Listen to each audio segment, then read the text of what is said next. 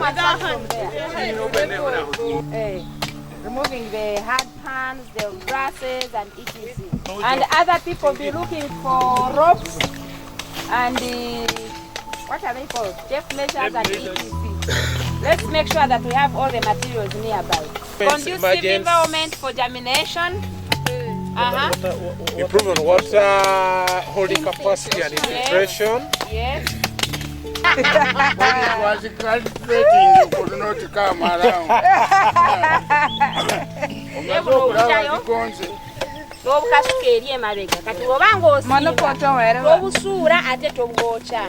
Instead, osime chinya munimiro mwenyini, and everything is going to be done on this garden. Yeah. So 1 meter wide. Where are the measurements? The measurement. So let's have our pegs there because it will be the basis of our measurement. This is already 1 meter. This is already 1 meter. So that means that is the width of our band. Yes. So throughout like this, we want to maintain that distance of 1 meter. Yeah. But we must have our band raised to a height of 2 feet. Are we together? Yes. And we have all that soil here. Don't ask me where you're going to pick the soil from. It should be within that gap of 1 meter. Yeah. Are we together? Yes. So, before anything, you see these 2 poles or pegs, whatever they are. Yeah. Right now, any 2 points can make a straight line. Are we together? Yes. So if we just leave it like that, a line can go anywhere. So we have to ensure that the measurements at the edges of the field are well correct to be able to get to know where our band is going to pass. Right? Yes. So can I request Team Kole to take us through? What we are going to do, we are going to take a Pythagorean theory of dimension 5, 3, 5, 4, 3, or 3, 4, 5. 5. Yeah. So we assume. It's not an assumption, we are doing. This is practical. We are now doing it. Yeah. So this is the, let's assume we are taking this one to be the angle which we are supposed to make it at 90. Since our line is our basis of measurement. Put it from that. Our garden starts from there, where that peg is. Now, since we take this one to be the lower dimension, Yeah. let's assume this one. We take this one like 3, and actually the wider side is going to be the other one. Yeah. So that we make a triangle, like we are using the other in the square. Okay. Yes. Okay. So this one in that side. So we are going to make the wider side is going to be the other one. This is going to be the lower side. Yeah. So actually, you make this one. This is already 3. Yeah. This 3 feet. Yeah. Then you make it 5 feet that side. Yeah. 5. And 4 feet is going to come this side. Yeah. Move. Come this way.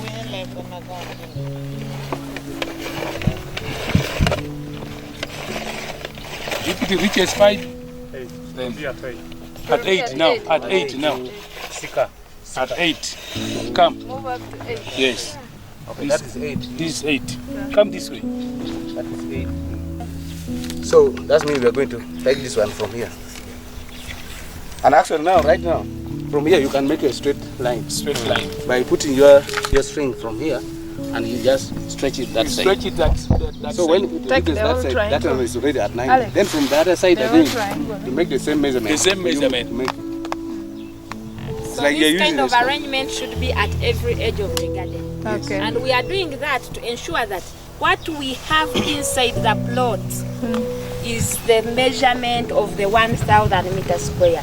Okay. Otherwise, it is possible to assume that you have 1,000 meters square when you actually have 80 or 800 or 90. So we have to ensure that we have the right measurements of the field. Why do we ensure the right measurements? The plant population inside will be determined by how big your garden is. So if you have 500 meters square and you just assume it was a 1,000 meters square, the yield will wrongly be computed. Are we together? Yes. So now from when you have more than 2 points, you can stretch and follow and you're sure you have a straight line. Where are the planting Where ropes? the planting ropes, the spring. Ring. Okay. Be active. Be active, be active, be active, be active. From here you have to make what? If you are going to make 50, you make 51 because you are going to subtract 1. Okay. No, this side you make 1. Yes. This side. Come. Someone hold that peg so that You hold it the doesn't peg. come out. 1 meter. Margaret, bring this side. So that is why I say if you are going to make 50, you make it, you have to stretch up to 51 and you deduct All our 1. So this is already our 1 meter for the band. The other one. So when you're measuring this your is the plot band. size, your 1,000 meter square, this is not included. The bands are not. Okay? The bands are not included. So when we are measuring our garden, we shall begin from this point Yes. and come inside. Okay, now we are going to do the actual banding. Banding. But a band should be constructed facing where you have to scoop the soil from. So the more raised your band becomes. Okay. Okay? Don't ask me where we are going to get the 2 feet high. It is all here. Iwinyo?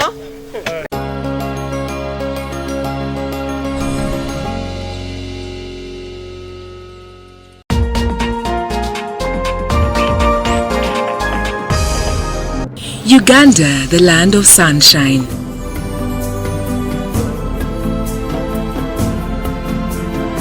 Breathtaking, stunning sights, incredibly extensive large greenery.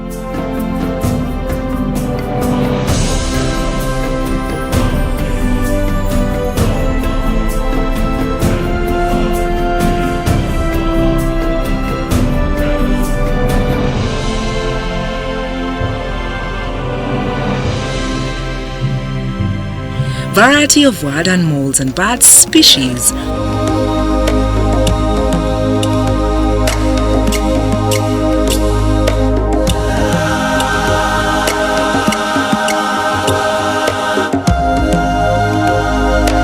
A wide range of luxury holiday facilities. Diverse, rich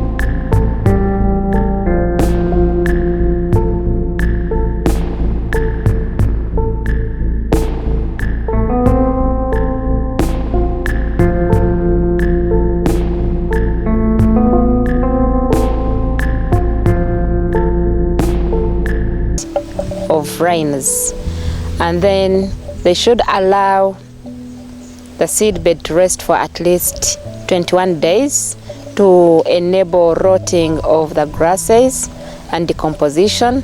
That will also contribute to manure and contribute to improved soil fertility of the site or seedbed, and also enhancing proper water infiltration in the soil.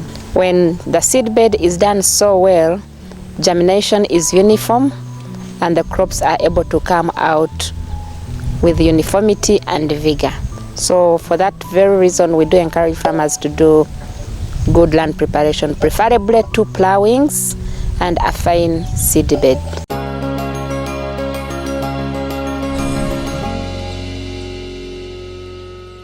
For us, warriors use two seeds per plant. I mean 2 plants per hole. Yeah, that means from line. Let me say from line to line. These are 75 centimeters. Good. black. Then here, those are 60 Good. centimeters. Oh, Yeah. So you make some space for tile, and then you start marking somewhere. Yes.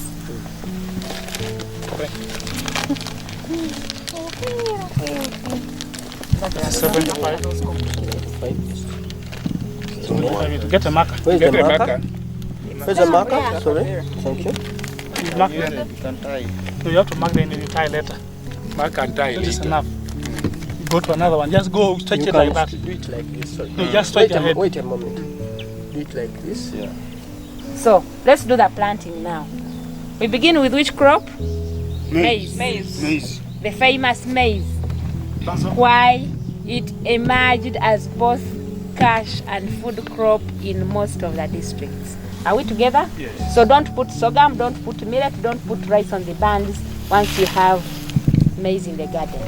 Strive not to plant anything taller than what is in the main crop.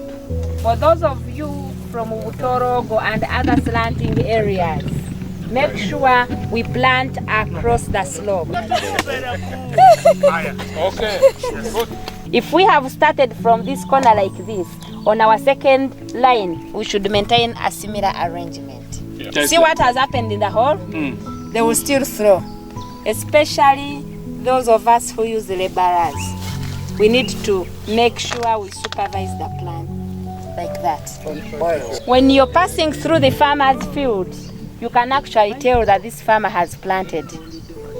In most cases, we have our good birds that are very clever, that will tell that maize or soya has been planted here. So when you do not completely cover your hole like this, and you leave this kind of ditch, you get it?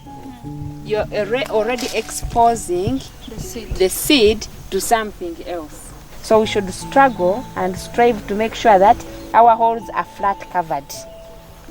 So we have planted maize. Are we together? Yes.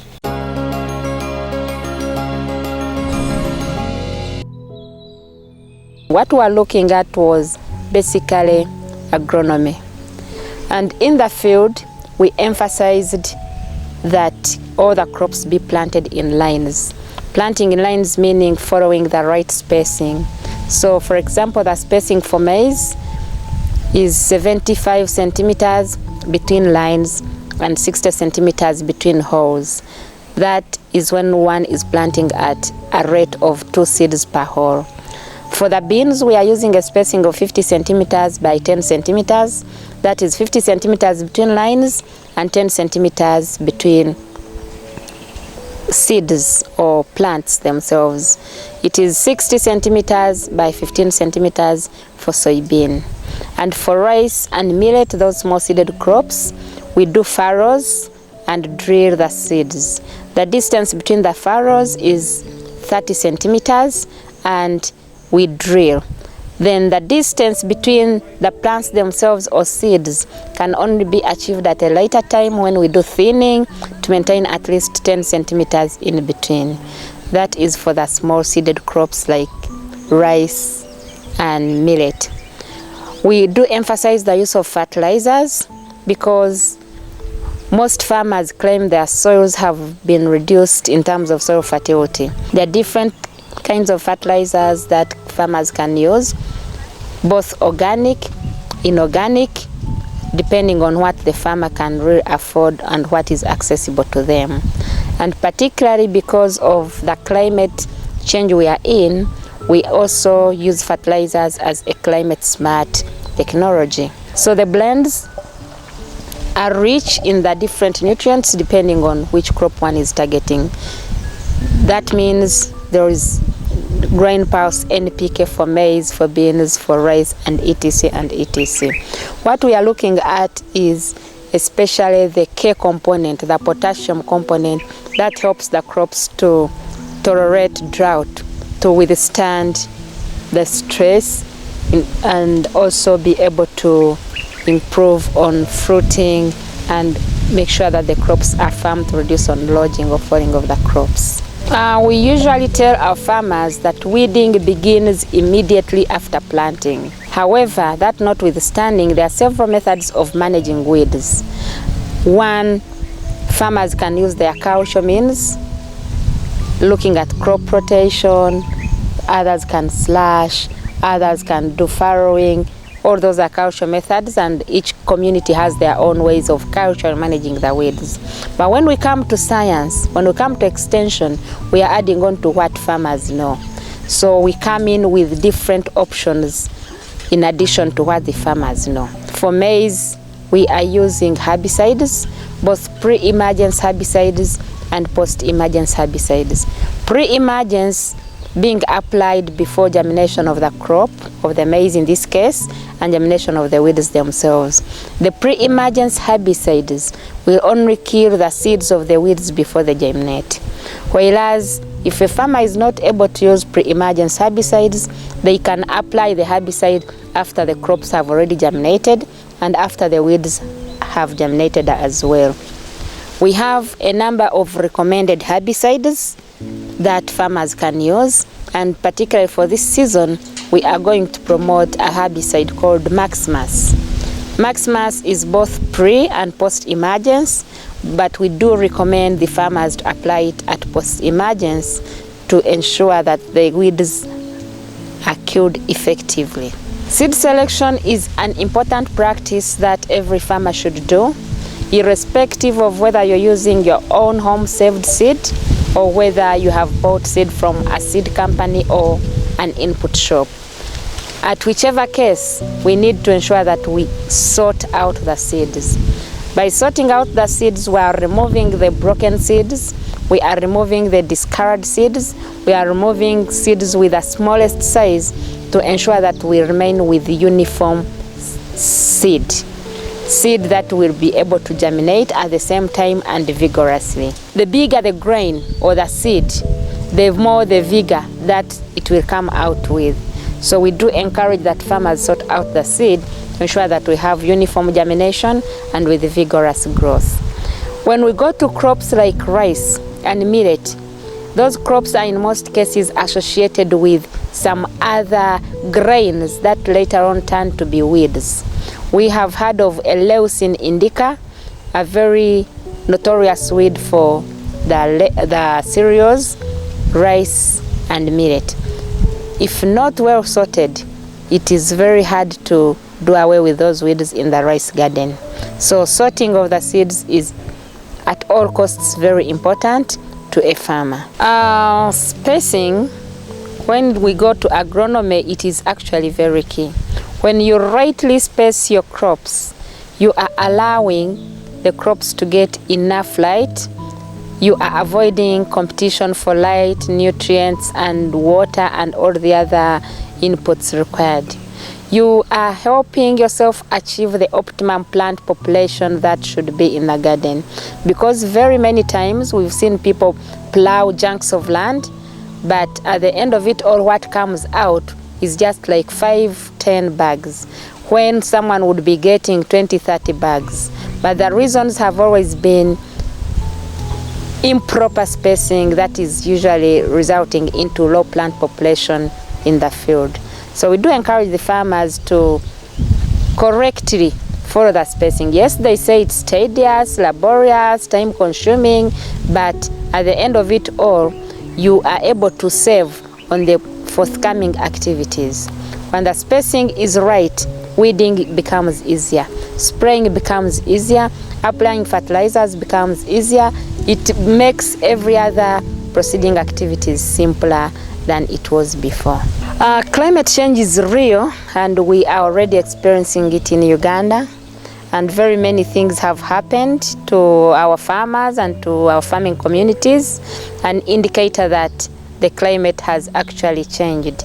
As Sasaka Global 2000, we are trying our level best to ensure that farmers remain producing despite the changes in climate. We have come up with what we call a climate smart village model as a means of reaching to farmers and showcasing some of the technologies and practices that they can employ to ensure that productivity goes on irrespective of the changes in climate. So in a climate smart village, we have an intensified practice of improved technologies. One of them being the use of improved crop varieties. Research has come out with varieties that are tolerant to harsh weather. And this time, we are encouraging our communities to really adopt those drought-tolerant varieties. A case in point is Longa 10H, a variety of maize. It is very good and tolerant to drought stress. Fortune 5, another good one. Longa 5, which is very good in quality protein maize. It is also a very good variety and not very much affected by climate change. When we go into the field, we have a number of practices. One of them being fertilizer use. We believe that when you use fertilizers, you are enhancing fast growth of whatever you have planted. So the plant is able to escape or withstand the harsh conditions. Whether you use organic or inorganic, what is important is to enhance fast growth of the crop and also make it able to resist any kind of stress. Mulching is one activity or practice that we encourage farmers to do, especially the vegetable farmers, but also people with large farms of bananas and coffee can go for mulching. So when you mulch, you are able to retain the little moisture content in the soil for a longer time. You have seen us do ridging, making those small furrows into the field. Those furrows act as water catchments when it rains. They can actually hold the rain of one shower for up to 3 to 4 weeks. So when farmers do ridging, they are able to have their fields maintained with some good moisture for a prolonged period of time compared to those ones that do not do ridging. You've seen bands around, and from the demo where we were training our extension workers, the bands are very good for soil and water conservation. They reduce erosion and there is no escape of the nutrients from the field. So that is equally another good practice when it comes to climate smart agriculture. In some areas we do water harvesting. Water harvesting, we do encourage the farmers to dig ponds. Then there are specific